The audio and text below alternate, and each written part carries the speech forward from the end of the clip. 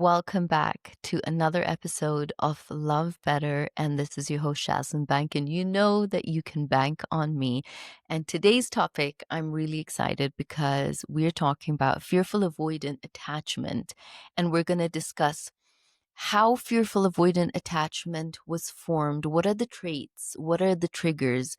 And what does someone experience when they're in a relationship with someone that's fearfully avoidant? And what does the fearfully avoidant person experience in a relationship themselves? And if you are somebody listening to this episode and you're fearfully avoidant, I want you to be able to listen to this episode with a lot of compassion and care because there is a science to how your attachment was formed. And a lot of people I know that are anxiously attached and they're listening as well. There are different types of anxiously attached people listening. There are some anxiously attached people listening thinking, I really want to learn about my fearful avoidant because I care about them so much. And if I can understand how they operate and where this attachment form of them stemmed from, then I have more empathy and compassion towards why they're behaving the way they do. And then obviously the most common set of the next rule of people are the people that are really exhausted and have been hurt by being in relationships with someone that's fearfully avoidant. They've really experienced a lot of the push and pull dynamic and can feel like I lost myself. I'm exhausted. They cut me out. It was so cold. The difference in somebody with a fearful avoidant and somebody with a dismissive avoidant is dismissive avoidance. They seem to not have this very deep empathy and they don't seem to move towards emotion and a lot of compassion when things are going wrong in a relationship. They can really ice you out because they're able to really ice out their emotions and really become numb to how they feel or the loss of you because the story they're formed is a lot more safer for them to move into. Somebody with a fearful avoidant attachment really is the person that tends to come back after a breakup a lot more because they oscillate a lot between anxiously attached and being avoidantly attached. They oscillate a lot between fear and love, and hence the name fearful attachment style, or also known as disorganized attachment style. It's pretty interesting when we look at the word disorganized. I would say it's disorganized about whether they want safety or they don't, whether they can trust or they cannot trust, whether they should go all in a relationship or not. Their emotions and their logic is constantly never fully integrated. They're either on one side of the spectrum, which is living entirely logical and performing from logic, or fearful avoidance really then move into the emotion and captivate the side of warmth and love and safety on the other side. Believe it or not, fearful avoidance are honestly really exhausted. They're exhausted of not understanding themselves better and really feeling very demonized by the amount of comments when we look at TikToks or anything on social media that's discussing avoidant attachment. Fearful avoidance can come into the comment section and literally it's like putting your toe into the cold water and then pulling right back out. It's because they already live with so much self-hatred or self-blame and self-shame and guilted themselves into something is deeply wrong with them and why they're so unlovable, and yet they crave love and find love and push it away. So they're already tormenting themselves so deeply about this attachment style and not knowing a lot of the times that they have this sort of an attachment style. And then when they come and see people demonizing them because people are in a lot of pain and have been hurt so much in a relationship with the push pull dynamic and the ability to have really lost themselves to try and hold on to this fearful avoidant lover, they now are exhausted and will find also a safe space to be able to vent a lot of that pain that has not been processed or healed or worked with someone in therapy or coaching. So I can understand when a lot of the messages come in, it stems from pain. You can see the intention. And yet it pushes fearful avoidance away from ever wanting to do the work. Because if in public, if in people's eyes they are so evil and so bad, then they move into a corner and punish themselves even more. So this episode's really important that fearful avoidance can start to give themselves so much empathy and compassion with being able to understand why they have the traits they do. What was it like growing up in their childhood? What are some of their triggers? And then how does this move on into the relationships they have? And then most importantly, how can they start to heal? Because believe it or not, fearful avoidants want to have deep, encompassing relationships, especially one with themselves, which is the most important. And anxious attachment and fearful avoidance actually have a lot more in common than you would believe. First of all, they're both insecure attachment styles. And while anxious attachment might come in with a lot of love, a lot of warmth and loyalty, a lot of breath to be able to put the other person first and abandon self, the fearful avoidant is really learning to leave self, move away from self to be able to trust to come into the relationship. So both really have some traits that you'll see are actually mirroring each other, but they just respond to them in very, very different ways. Now, when we look at how fearful avoidance came to be or were birthed, fearful avoidance really were studied by Baldwin and Mary Ainsworth because they looked at the strange situation in which children were brought in with a caregiver, their mother, and put in a room to play with a stranger. And then you would have the caregiver or the mother walk out of that room. And they studied the response of all the attachment styles, but I'm talking about fearful avoidant today. And the fearful avoidant child would play around the room with the stranger sitting in a corner watching them. So they were very aware of the stranger and then very aware that the mother caregiver was there. And then after 2 to 3 minutes, the mother would leave the room.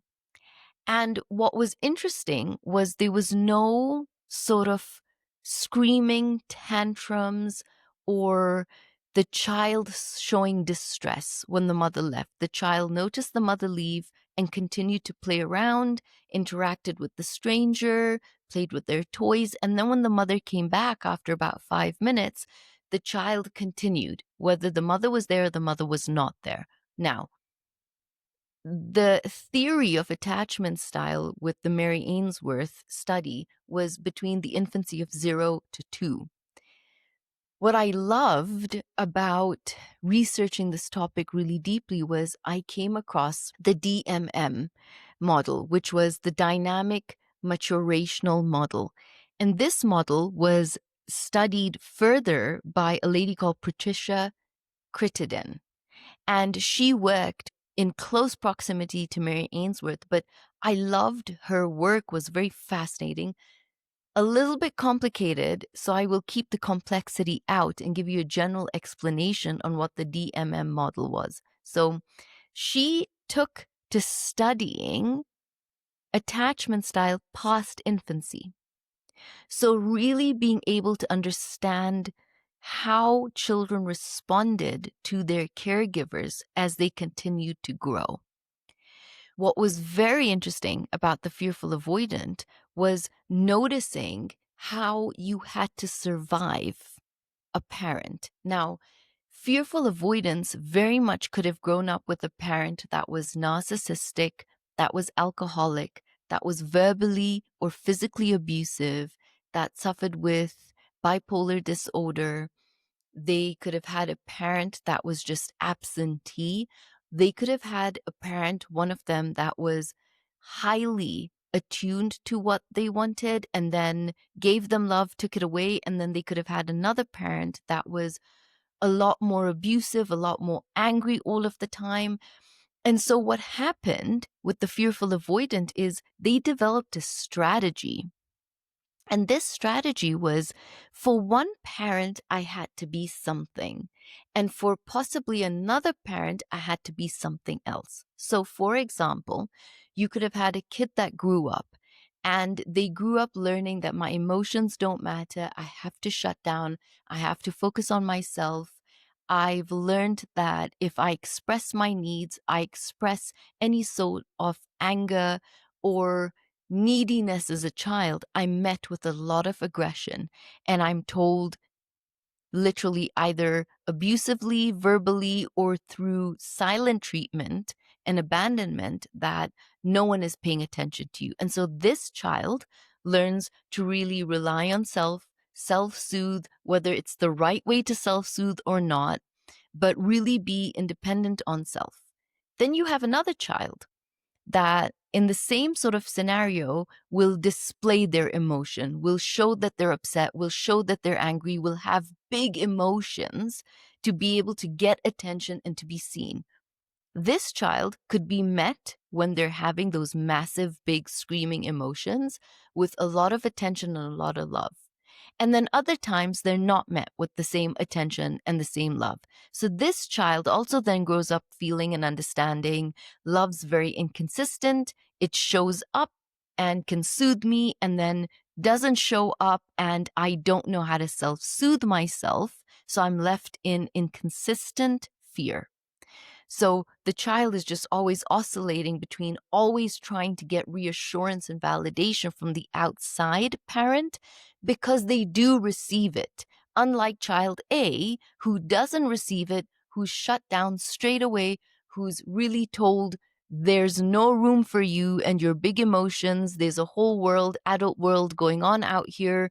Sort yourself and fix yourself. So the DMM model really moved away from being able to understand just labels of attachment, which is your secure, anxious, and your disorganized or dismissive, to really understanding behavior and survival of the child with the caregivers or the parents, very often with the closest person, which is the mother, because the mother is the person that will sustain that child as well through breastfeeding or eating. And so the child will always naturally grow a closer relationship with the mother, unless also you have the child that's been put up for adoption, for example, and this child never really got a chance to latch on.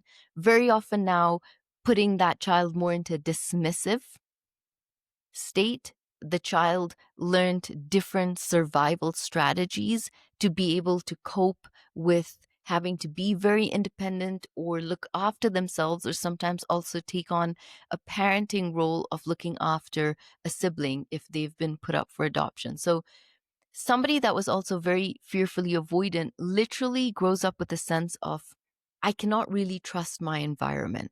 I cannot trust my environment to meet my needs because as a child, I really don't know what those needs are, but I know that I'm displaying emotions and trying to put and make sense of what I'm experiencing and going through.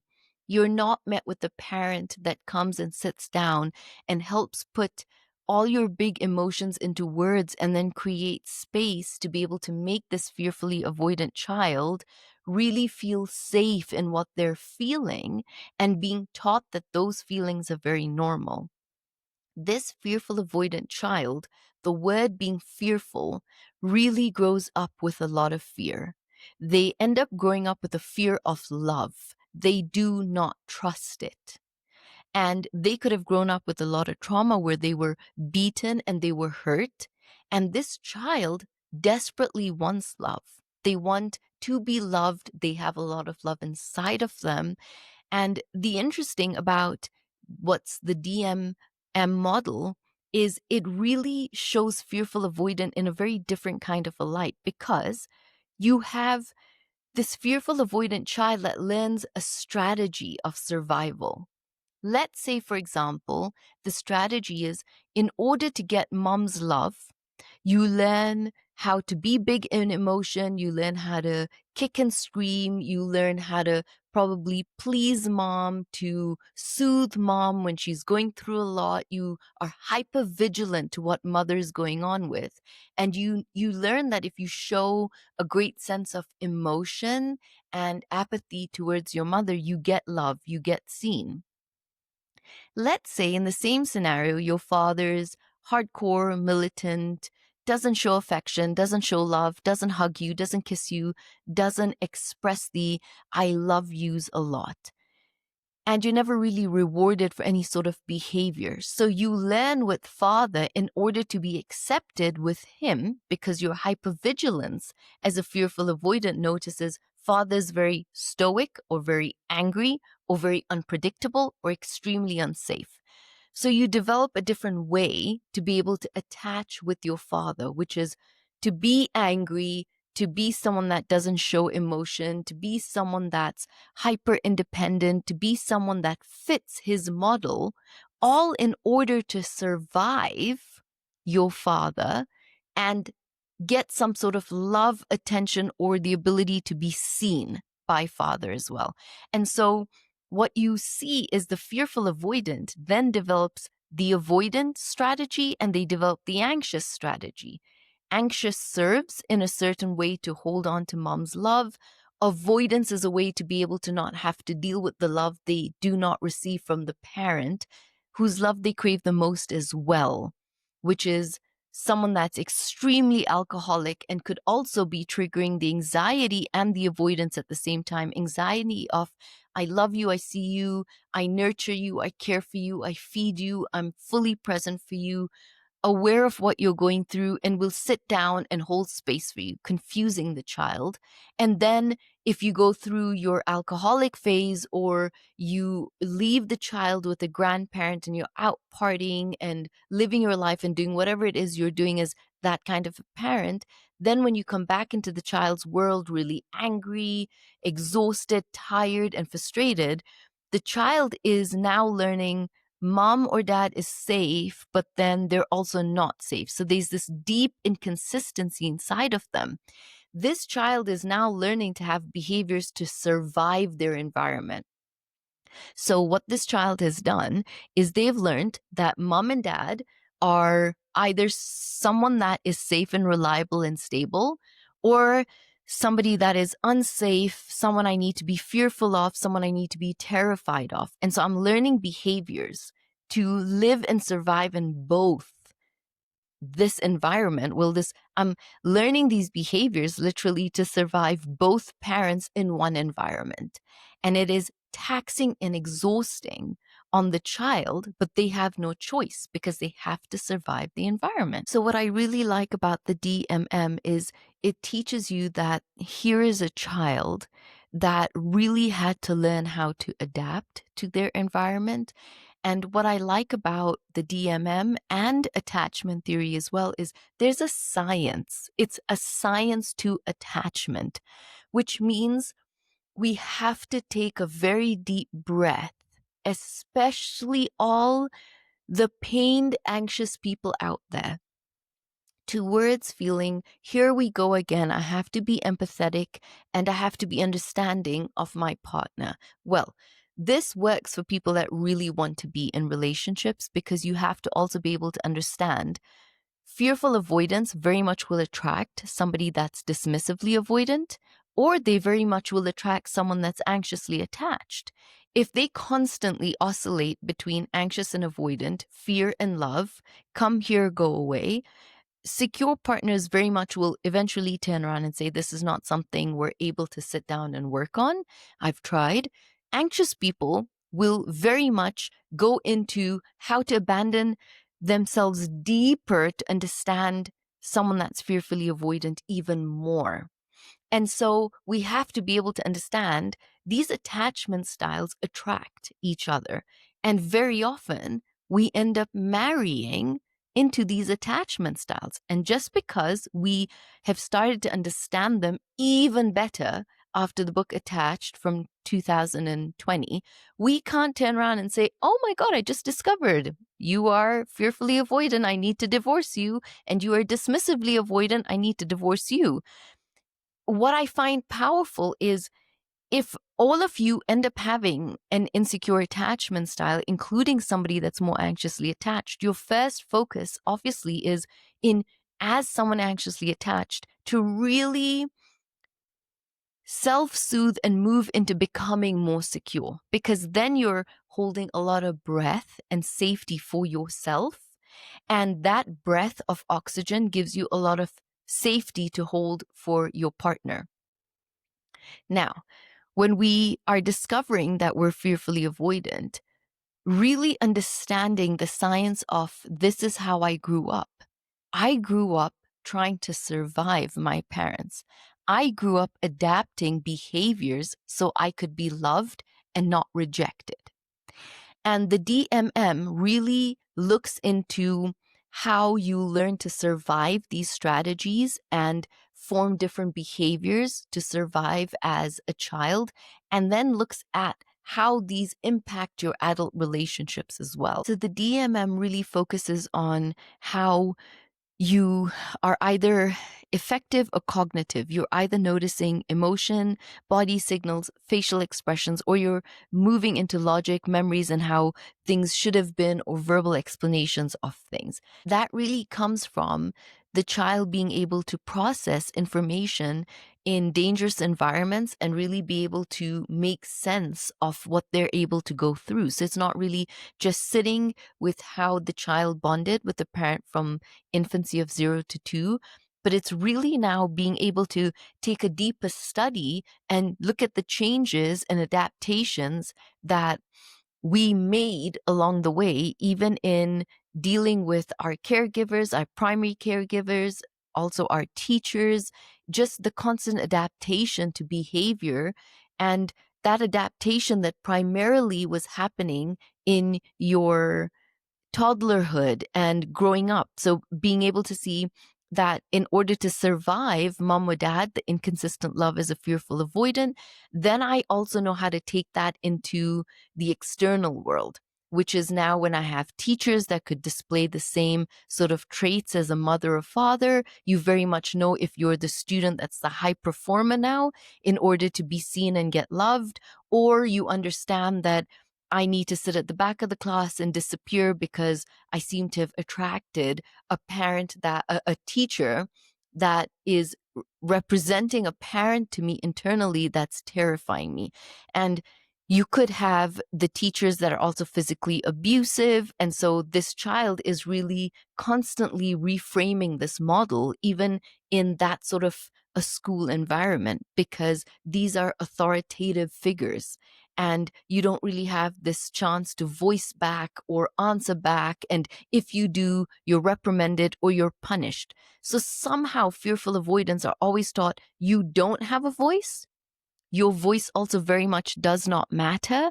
And so they go sometimes the other extreme way, which is developing left hemisphere of the brain, which is to become more performative, become more logical, operate from achievement, being a very high achiever, someone that does extremely well in school, extremely well in sports, extremely well in business.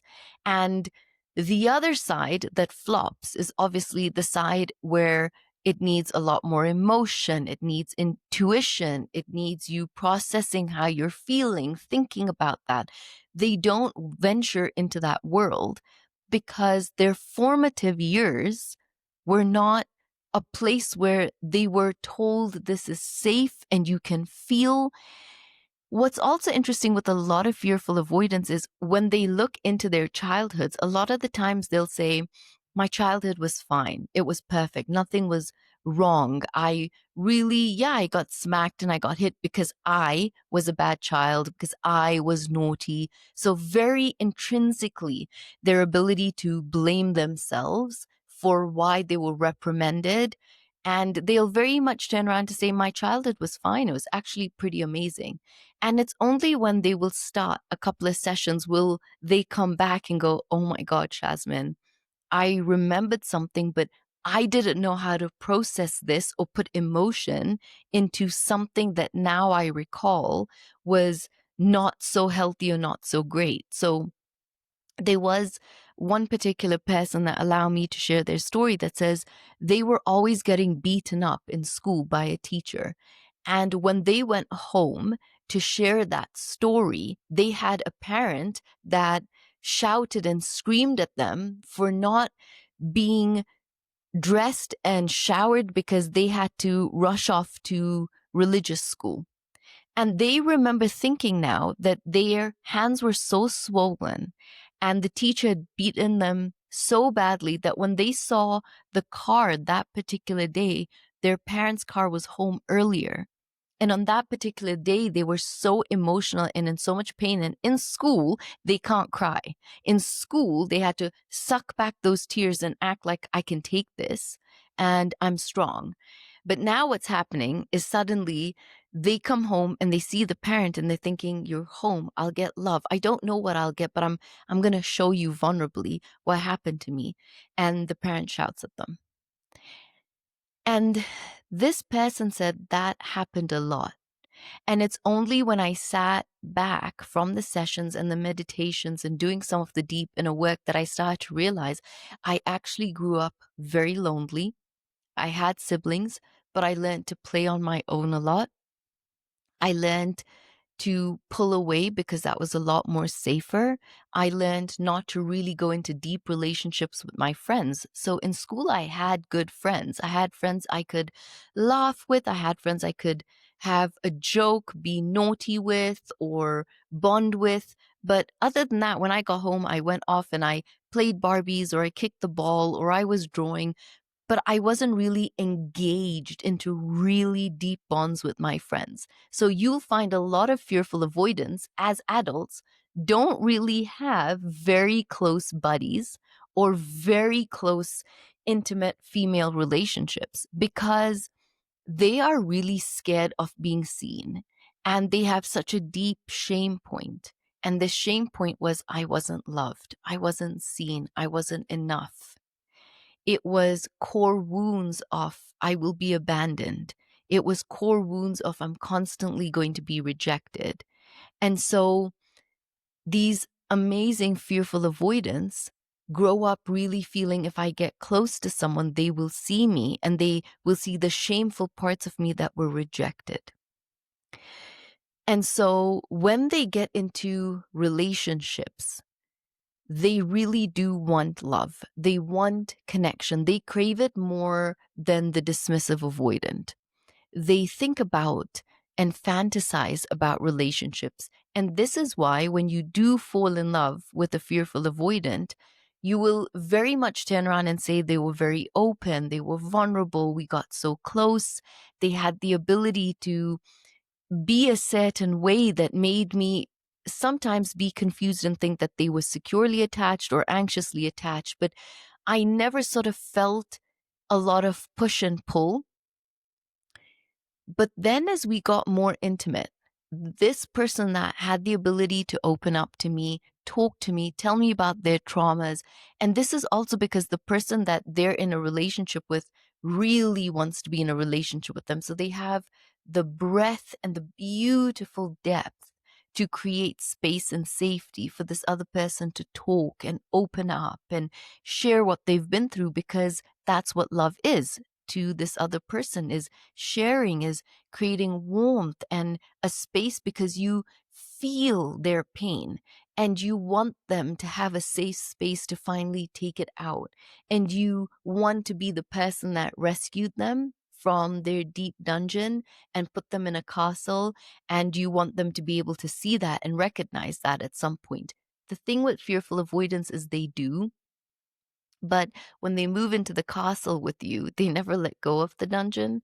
They're always somehow oscillating between being able to be there with you, and then when they're terrified, they run back into the dungeon. And in the dungeon, they know how to conquer that extremely well. That's a world where you don't have emotions. You don't have to talk your way through things and feel things. In the dungeon, it's all war. It's achievement. It's being able to get down and be a warrior, whether you're male or female, and get things done. So these fearful avoidants, when they're in a relationship with someone, this person has the ability to say, my fearful avoidant was not like this when we first got together. They were so warm and encompassing, and they showed so much of themselves to me that now I feel I want that all the time. And it's almost over time like you got the cake, but over time, each time they pull away, they take a piece of that cake with them, leaving you with a little bit of those breadcrumbs. So you did experience the deliciousness of them. And then holding onto that really tightly, not wanting to let that go, every time they pulled away, you lost a piece of them and a piece of them and a piece of them.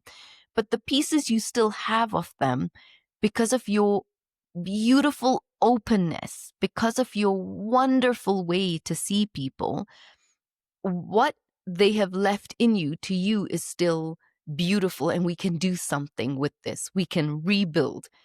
Don't pull away from me. I got you. Like, I will always hold my hand out like this and hope that you bring that cake right back. Piece by piece, it's okay.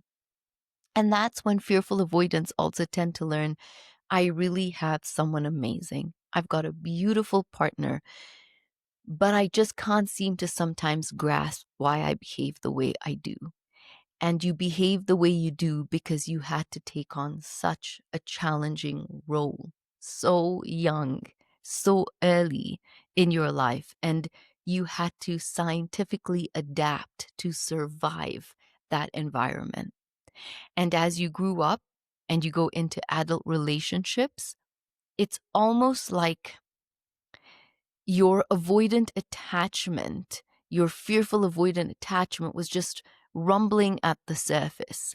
And then when you get into a relationship with somebody, is when all of your deepest fears come out, and you are wanting to be loved and seen, but you don't know what they are loving and seeing. And that disconnect is because you didn't have your primary caregivers love and see you in a way that felt all encompassing and so nurturing.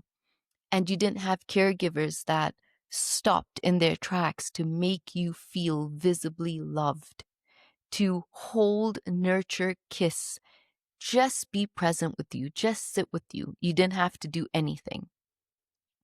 And something we should recognize about fearful avoidance is they are so hypervigilant. They're hypervigilant to their anxious partners. They're hypervigilant to the dismissive partner because they either will attract the mother or the fathers whose love they crave the most. So, watch this. When a fearful avoidant attracts a dismissive avoidant, and they attract someone very stoic, someone that can be iced out, someone, I'm not really diving into this world of feelings, I'm, gonna play on the surface level back with you. They are attracting either the father or mother who was more colder and whose love was harder to attain and get. When the fearful avoidant attracts the anxious person, they are attracting a love they craved the most as well. They're attracting a love that comes easy. They're attracting a love that they don't have to perform for, but they are always hypervigilant to, at what point am I going to get rejected? At what point are you going to abandon me? And these are the three things that are so in common with the insecure attachment style of someone anxiously attached. The anxious person is also terrified of being rejected, is terrified of being abandoned, and is constantly hypervigilant. Because remember, the anxious person was hypervigilant to see, when am I getting love? When am I not? When is it consistent? When is it not? I'm trying to make sense of the consistency. I'm trying to make sense of, last time I did the same thing and I got love. This time I did the same thing and I didn't get love. Whereas in the fearful avoidance, hypervigilance is probably, when am I in trouble? When am I not? When will I get hit? When will I not? They live on eggshells, just like the anxious person can eventually live on in a relationship with them. The fearful avoidant lives on eggshells, wondering, when could something go wrong? When will things get bad between mom and dad and it's going to come out on me? When will dad get drunk or mom get drunk and things go wrong and it comes out on me? When do the adoptive parents not want me, not love me anymore, and my behavior's too much for them and I'm put up for adoption again? They are constantly hyper vigilant to when love will be taken away from them as well. And they store that in their nervous system, that love is not safe. Love is not dependable. External love is not dependable. Internal love, which is my own, is dependable. But I don't play into the world of emotions even with myself. Go ask any fearful avoidant you are dating that has not been in therapy or coaching, what are your needs? They will go, uh, my needs are, I want us to like stop fighting. Okay, what are your needs? What do you need from me? I need you to stop fighting with me.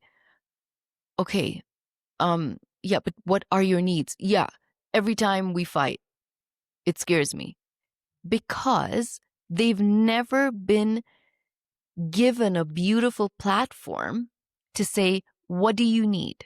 What do you need from yourself?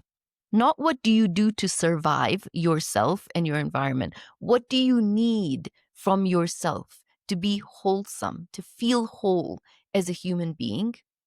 And what do you need from a partner? Because fearful avoidants very much come into relationships as performers. They come in to make you happy. They come in playing one of those roles again, oscillating between, do I need to be avoidant and pull away because things are getting loud and I'm not comfortable with loud? Loud triggers me. Loud triggers my nervous system instantly because it reminds me of home. At home, when things got loud, I got hit. At home, when things got loud, mom was hit. At home, when things got loud, it meant things are bad. It's a dark day and you hide.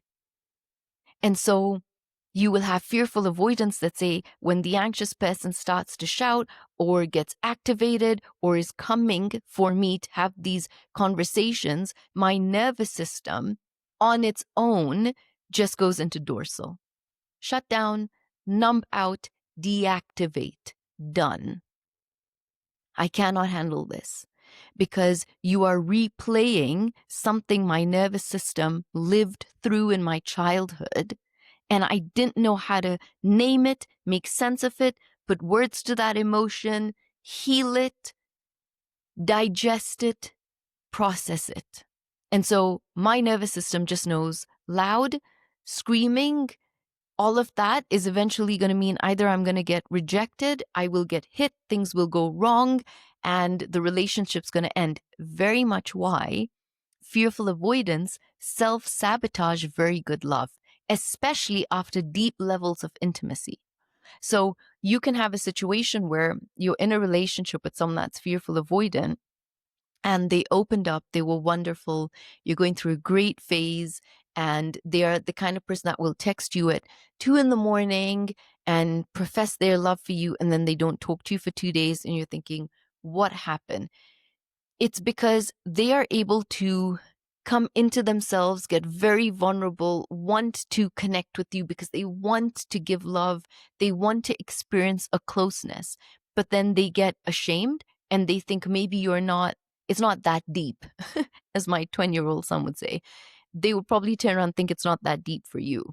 Maybe the way I'm viewing the relationship, maybe the way in the dating phase I'm thinking of the relationship, I'm coming in strong, I'm coming in hard, I want to get vulnerable. Maybe you're not taking it that way. Maybe the 2 a.m. message was too much. Maybe calling you 20 times in the beginning was too much. Maybe wanting to spend all my time with you in the beginning was too much. Because you can very much date a fearful avoidant that can want to do breakfast, lunch, and dinner with you multiple times. They don't always need to run off to their space. And I definitely sorry, as I stretch, I definitely will look at attachment styles in dating, but you can very much have this avoidant partner that is showing up wanting to be with you all the time. And then you're thinking, what the hell happened? Why did they back off? What changed? What changed sometimes is you could have had sex. They could have been deep, intimate exchange. They felt extremely vulnerable sharing things with you that they've never ever told anyone.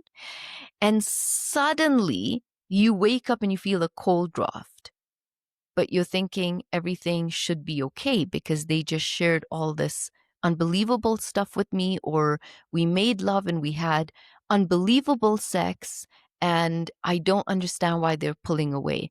They are slowly shutting you down and shutting you out because they are now terrified that what comes next for them is abandonment and rejection. It's what their nervous system knows. And in the business world, in the professional world, they can take hit after hit after hit to a certain extent as well. Take all the finances away from a fearful avoidant and you will cripple them. Take a relationship away and they will process that slowly because they are high performers. They've had to put themselves on a pedestal to constantly bring something in. And that's why for masculine energy, masculine men who are fearfully avoidant, a lot of the times they will be unbelievable providers. They will give you everything. It's almost their duty to give you, to keep you financially safe and provided for. And that in turn allows them to feel then I don't have to emotionally give you a lot because I'm providing in my value system, which is I'm keeping you comfortable. I love you. I give you a driver. I give you the house. I give you the chef. I give you the nannies, whatever I can provide to make you as comfortable as possible. And if you take that away from them and now they have to dive into emotion and feeling and process failure on that side and process failure in their relationships, they can't do both. They will go unbelievably depressed. They will be extremely suicidal because they can be failing emotionally in the relationship, but providing and keeping you happy. So somehow they're not really failing. And this is just some of the examples when you're dating somebody fearfully avoidant, their love for you, they try to show it in different ways as long as it's avoiding emotional intimacy. It's avoiding emotional intimacy because they don't know what that looks like. And when you show them what emotional intimacy looks like, to them, they're registering, their nervous system is backing off because they're waiting for a fight. They're waiting for this to go wrong. And they are so defensive in their nature because they've been criticized so much in their childhood that when they can look at a loved one bringing a problem to them, wanting to talk to them in the most simplest way, beautiful way, they can X you out because for them, they're thinking, I'm getting criticized. What comes after criticism? Rejection, abandonment. Let me go into the safety. Let me run. And that's why a lot of the times they can come at you because that's, again, their survival instinct is to protect themselves, to defend themselves. It is so hardwired intrinsically in them. And I talk to so many fearful avoidants and I hear from so many fearful avoidants who turn around and say, I don't know why I do that. Like, I know my husband, my wife, my girlfriend, or my boyfriend is not having this conversation to hurt me. I know that. When I retreat, deactivate, and go into my safe zone, I can really have the cognitive ability to sit down and think about what was that conversation? What was the story I was making? The protector in me immediately comes out. The protector saying this person's wrong. It's their ability to literally shut off the prefrontal cortex that is reasoning, making sense of what's going on, and they can go into their amygdala, which is fight, shut down, here's a threat, pull out our swords, put on your vests, we are going to war. And the other partner is literally sitting across them saying, I just want to talk to you about what happened the other day, really hurt my feelings, and if we could address it. And you have the other part of the brain that's saying, war, war, Let's defend ourselves. And you have the prefrontal cortex going, no, no, no, guys, please just take a second, just relax. That's not what we're doing. The nervous system, could you relax? Could you take a deep breath for me? I don't know why you're shutting all my organs down to go into war with this one person that loves me the most and is just trying to have a conversation with me for our love and relationship to grow. That's literally what they're going through in their minds. They're fighting two parts of their own brain to be able to just have a conversation with you. And so they immediately think everything is criticism because that's how they grew up. They immediately think they need to learn how to deflect and defend themselves because that's what I did to survive. To survive, I deflected the fact that I needed love. I deflected the fact that I was soft. I deflected the fact that I needed vulnerability. And I had to defend myself that I don't need those things. I'm okay. I'm good. I'm on my own, off into my own little shell as a turtle. And that's why they deactivate and they pull away. A lot of the times, a fearful avoidant after rupture can end up pulling off into that little shell for a long period of time because first they just need to not think about what happened. They need their nervous system to calm down. They need to slowly, because they go into dorsal. You can't, in the nervous system, you can't go from dorsal straight into the parasympathetic nervous system, into ventral state. You have to slowly come out of it, slowly stretch out of it. It's like a bear coming out of hibernation. They don't come out of hibernation and start hunting everything. They come out of hibernation and they look around, they stretch out, they start to feel safe in their environment. They've been cooped up in a cave for a long time. What's going on in the world outside of me? And then when everything seems safe and calm, now I can start to process and logically think about what's going on.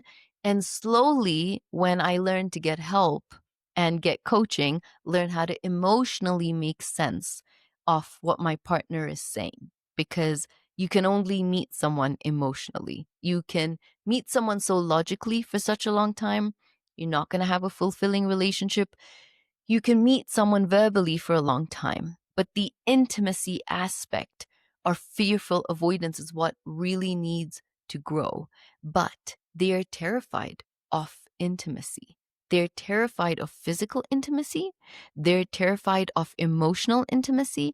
That's why a lot of avoidance can end up having a lot of addictive behaviors where they're either addicted to a lot of sex with strangers, non-committal relationships, one-night stands, anything that doesn't display emotion. And when fearful avoidants tell you it meant nothing, it really meant nothing. You are telling someone anxiously attached it meant nothing to someone anxiously attached. We don't do one night stands. We don't sleep around.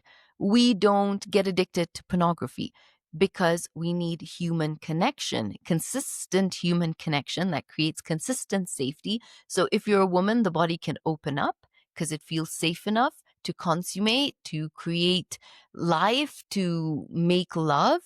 So fearful avoidance, very often when I work with them and they've tended to have affairs or strayed, when they turn around and tell their partner, it didn't mean anything. I'm literally counting to 3 until the other partner gets infuriated and bombards them with 50,000 questions because the anxious attachment's operating system is, what do you mean it didn't mean anything?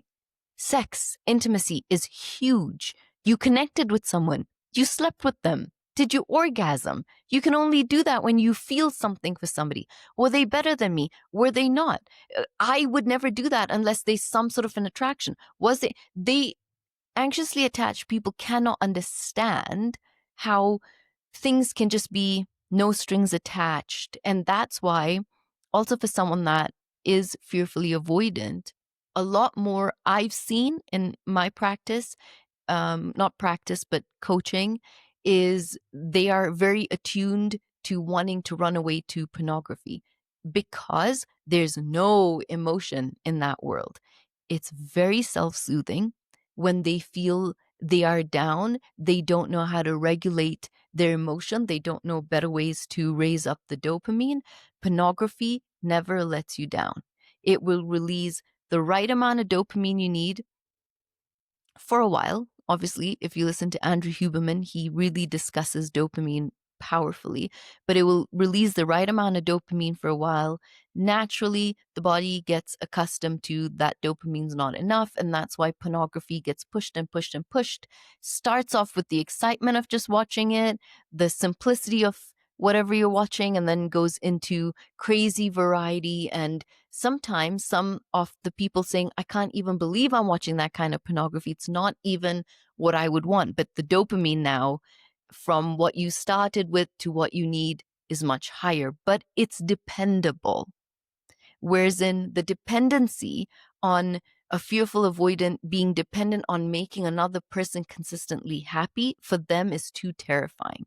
They don't have the self belief that they are able to achieve that and do that. But they don't understand. Fearful avoidants have this beautiful empathy. You have this amazing intuition to connect to people. You have this amazing compassion. You cry way more than a dismissive avoidant. Is fearful avoidance probably be crying in the cinema to a really vulnerable or beautiful movie? They will be crying to something they watch on TikTok because emotion is right there on their sleeve. They just don't live in it very long. And that's why the anxious person gets really excited when they see these little vulnerable sides of their partner. And they're constantly, the game is always, how much more as an anxious person do I create more and more and more and more safety for you to open up more and more and more and more at the exhaustion of every time I think we've reached a point where I've created so much safety. I've proved to you that the things you've told me, I didn't throw them in your face. I proved to you that whatever you opened up to me, that's all I wanted. I wanted no lies. I wanted you to be vulnerable. Tell me the truth.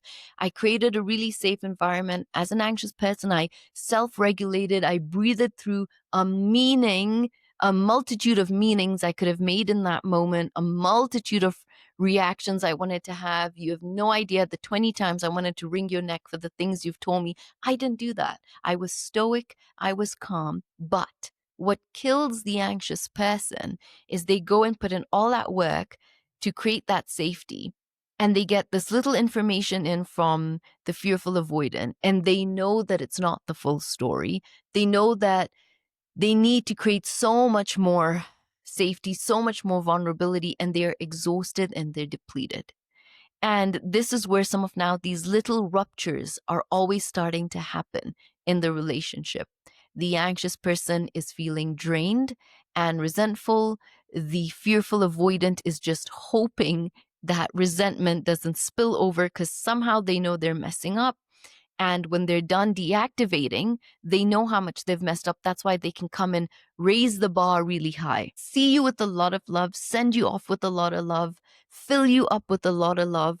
The conversations are hearty, the conversations are vulnerable, but the fearful avoidant has to understand they are always coming into relationships, even with themselves, with a barrier. There is a barrier that says, I will open up to you and I will let you see parts of me, but you're never really gonna get a wholesome feel of me. Even if you come hug me, there's something between us. You come speak to me, there's something between us. You want more intimacy, you want more connection, there's something between us. And fearful avoidance, when they have a partner that can end up getting pregnant, they can end up feeling and spiraling into anger because they can almost feel like their freedom was taken away from them. Or if they're the person as a fearful avoidant that got pregnant, they can end up feeling, I'm now trapped. I'm stuck. I can't leave. I can't go.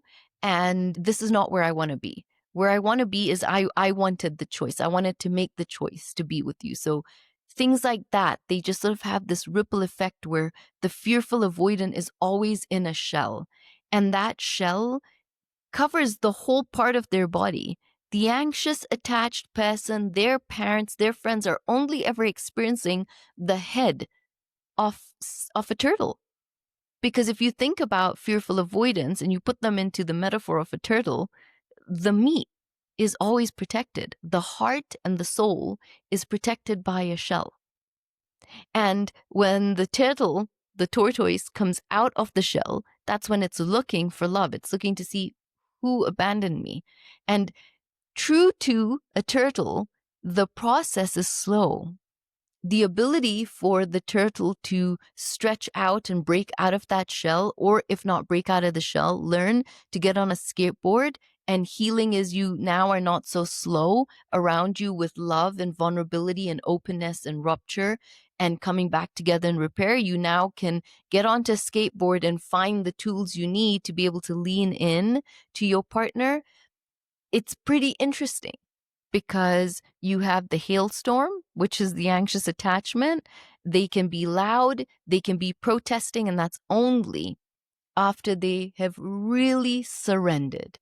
They've really surrendered to what they wanted, really surrendered to the quietness of themselves, surrendered to the relationship, tried to behave, tried to please the partner in a multitude of ways, cannot seem to win, and then they erupt. And anxious attachment can be triggered and is always triggered by the deactivation, especially when massive ruptures happened with the fearful avoidant. The fearful avoidant has to pull away, leaving the anxious person feeling vulnerably abandoned. And as the fearful avoidant pulls away, they're also feeling abandoned because they're thinking, I want you to chase me, I want you to come. But the minute I see you do that, I'm in the hole really quick. Boop, my head's gone back into the shell. But there's something that lets them know, you're there. You want me. You're right outside the shell. You're knocking. Okay, I need to get a grip of myself. I need to move out of my head. I need to move into my heart. I need to feel my soul. What the hell is the soul? Okay, no, the heart is intimidating me. My wife or girlfriend or husband has taught me to tap into intuition. What the hell is intuition? All I know is how to be logical. What is logic about this moment? This person loves me. And it can take a while sometimes for the fearful avoidant to deactivate, to be able to feel safe in an environment. Nothing is personal. And anxiously attached people can take it extremely personal. Of course, you're in a relationship, you're there to connect, you're there for closeness. But when you learn that my partner is behaving the way they do because of science backed theories and attachment, they are only reacting a certain way because their nervous system was wired and learned to fire a certain way for a number of years to keep them protected. So them not opening up to me is not something I take personally. It's not because of a lack in me. It's not because I'm worthy. It's not because they could open up to someone else or they did better with an ex-boyfriend or girlfriend. It's not personal. It's their journey to be able to start to say, I'm no longer that child, toddler, teenager responding to a parent when I had nowhere to go or no way to just leave and survive. I adapted to be able to live in that environment. And in order to live in that environment, I had to build a really tough shell around me because if you take the shell away, then I'm pretty vulnerable. Then you can poke me and I'll get hurt. Then you can expect me to feel exposed to you. A turtle without a shell is literally asking for someone else to protect it and cover it. And they've never ever learned that. They've learned the survival strategies of the little turtles that are walking to the ocean and the sky is full of someone ready to pluck at them, pick at them, bully them, eat them. Not everyone has Moana in the cartoon with her little leaf making sure you get to the water safely. But in a relationship, the turtle has the Moana, and the Moana is thinking, here I am. I got the leaf. I got you. All I want to do is love you and take care of you and kiss you and nurture you and let you know you're the most special thing. But the turtle's thinking, no, I'm not focused on that. I'm focused on all the danger around me. I'm focused on the millions of birds that want to eat me. And I'm not focused on being grateful there's someone sheltering me to get in. I'm just focused on I need to get in. to protect myself, need to get into the water to protect myself. So when we look at some of the traits of, so when we look at summarizing some of the traits of the fearful avoidant, they can start off anxious in a relationship, almost feeling very secure, but they can turn avoidant pretty quick when vulnerability is threatened or they opened up too much and now they're just terrified, so they will sabotage. They have trust issues that are completely masked as hyper independence and not needing anybody to be able to rely on. They have a very deep fear of abandonment and being engulfed in a love. They need to always get away from that kind of a love. They're terrified of it, yet they want it. That's what they seek out. That's what they attract. It's part of survival telling them that that's the wounding that they need to be able to work on. Is engulfment can be very beautiful. Engulfment is connection. Engulfment is almost becoming one while holding your autonomy. You don't have to lose it. You don't have to lose your sense of self in order to be in a relationship. You're bringing a whole sense of self that someone appreciates and wants to join their sense of self with you. They don't understand that. They run away from any sort of engulfment, and they have this intense shame that I'm too much, I'm unlovable, I will be fully rejected. Tony Robbins talks about two universal fears that we all have is I'm not good enough and I will not be loved. The anxious person holds that very true to themselves, and so does the dismissive avoidant. Fearful avoidants really fall hard. They can fall in love quick, fast, and then they can fall out of love as quick, leaving the other person startled, confused, reading through text messages, wondering what the hell went wrong with this kind of a love. They can be in and out as quick as they came in and quicker when they have a sense of this person's falling hard for me and they're looking for more of me. They're looking for a deeper level of commitment. In my mind, that means who I am is not enough. I've never tapped into this deeper person that they want. I cannot offer that to them, so I'm completely out. Triggers for someone fearfully avoidant, you have to be able to remember emotional vulnerability to them equates a fear of their safety being questioned. They feel naked. They feel seen. So vulnerability to them is something they're not going to dive into with you at all. Another massive trigger for them, believe it or not, is them being ignored or abandoned. They go into panic. And that's when the anxious attachment starts to come out, and they will start to chase you in a relationship, because fearful avoidance move from anxious to avoidant. When the anxious partner is anxious, they move more into avoidant. When the anxious partner has had enough and they're pulling away, they move into anxious to come right back in, swoop you, and not lose you. So they're constantly in this big sort of rocking boat, back and forth with their emotions. I want you. I'm terrified of keeping you. I don't know if I can. Am I worthy of you? Please don't leave me. I think you should leave me because I'm not worthy and I have a lot of shame inside of me. You are the only person that's ever truly seen me and loved me and been this loyal to me. I didn't have caregivers that even gave me that level of attention and love. How can I feel safe in that love with you? How? Make my brain make that make sense to me, because love is felt in the body. Love, I know we say, is a verb. It's a doing, but you do something that creates someone to feel something in their body. And all fearful avoidance felt was fear, was terrified, was eggshells. They accustomed to feeling love as something, the body that's so uncomfortable. I am not diving into love. I can dive into a relationship. I love you, you love me. Let's shake hands. And when I'm feeling vulnerable and open, then I will show you love like you've never seen. When I'm done, I'm going to pull away, but I want you to not chase me, not ask questions, because it makes me feel criticized. It makes me feel less than. It puts me in pain because I know I'm hurting you. I know I should give more. I don't know how to do that. So that's how they play the game in the relationship. You have to understand the reason they don't trust love is not because of you. They don't trust love because it never stayed. It was never consistent. It was never warm. It was never nurturing. It was never something that felt like home for them.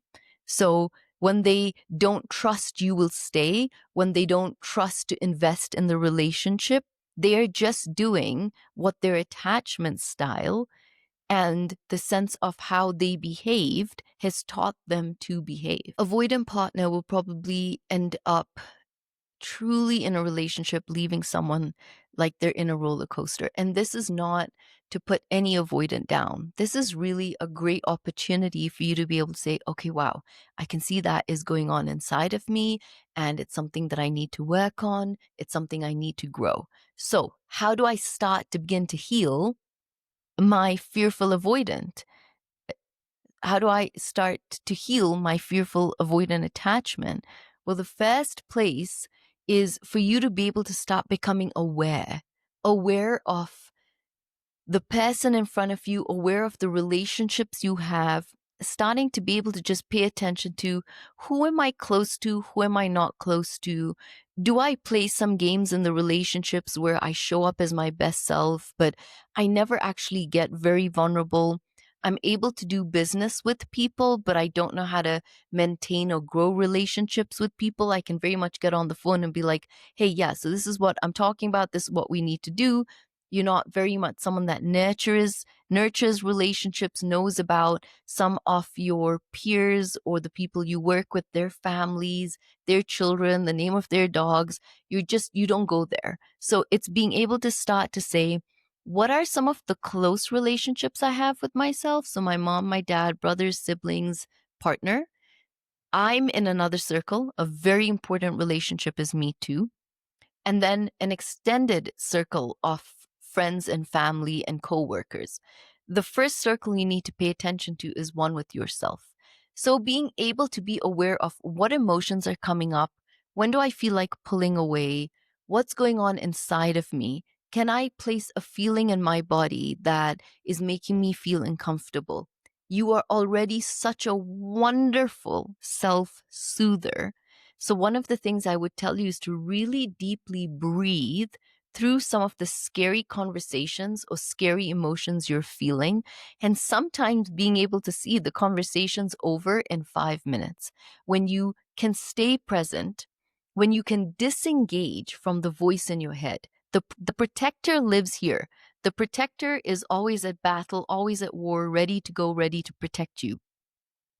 But there's another part of you that lives in your heart, a very soft, nurturing, kind person that needs to grow that muscle now. You need to be able to focus on the person in your heart, give that person a name, put a color or a shape, make a sound to who this person is in your heart. We know the protector is always logical, has got you to survive the professional business world, great.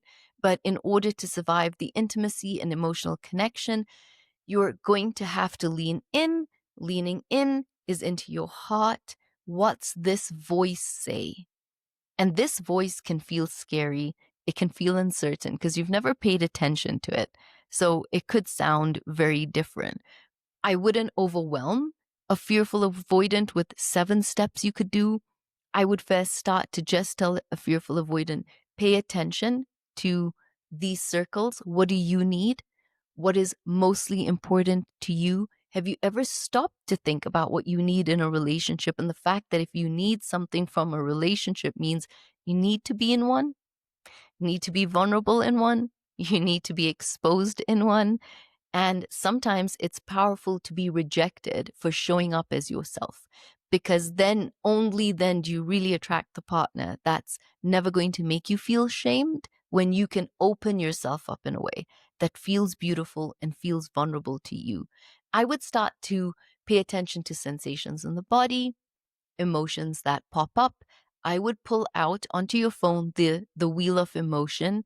Start to get comfortable with some of these different emotional names other than sad, angry, unhappy. Find different emotions that you can feel and put words to and make you go, oh, wow, Never thought I would be feeling that. So getting comfortable with that and leaning into your heart. What does this voice have to say? So the next time you want to shut down in conflict or you want to pull away, I would lean in and say, okay, I know what you have to say. I get it. You're always ready to go and take me away. Shh. What do you have to say? What are you telling me to do? I want to trust this voice. And that's just how simple I would keep it for this first session of you learning where your fearful avoidance stemmed from. And if anyone's anxiously attached and listening, I hope this really helped you also understand your partner's behaviors backed by science.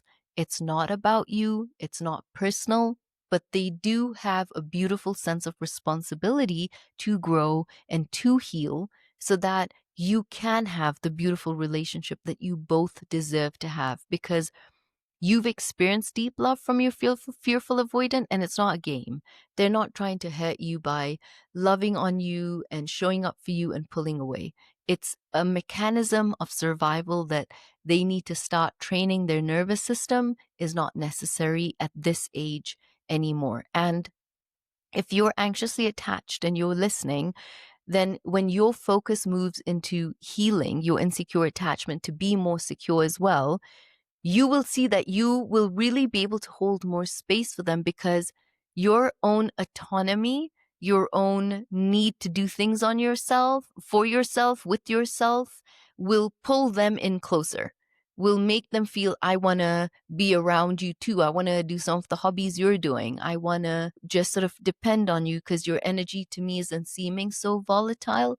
Not that you are volatile, it's just your connection and ability to not take abandonment can create your nervous system to be volatile. But with that said, I just want whoever's listening to take a deep breath in. And we just exhale together. And I will dive into a lot more of the complexities of anxious attachment and avoidant attachment in relationships. I will look into fearful avoidant, dismissive avoidant in relationships, how to make these relationships thrive and grow. Because, like I said, just because we realize our attachment style doesn't mean we are divorcing the person in front of us. So, with that being said, thank you for listening to another episode. You can find me on TikTok at Shazmeen_Bank, Instagram, Shazmeen Bank. I post content there every single day. And you can email me, shazmin@shazminbank.com, for my Q&A every Thursday. Whatever questions you have, you want sincerely answered, I got you. And with that being said, my beautiful, if you're watching, beautiful spotlight decided to die. That's on me. I probably didn't charge it. But with that being said, I love you guys. Thank you for tuning in to listening to the Love Better podcast. You can watch me on YouTube, on Spotify, or listen to me on Apple and whatever amazing other places Buzzsprout sprinkles me on. I love you guys and thank you. Excited that we are now building a community together. This is your host, Shazmeen Bank, and you know that you can bank on me.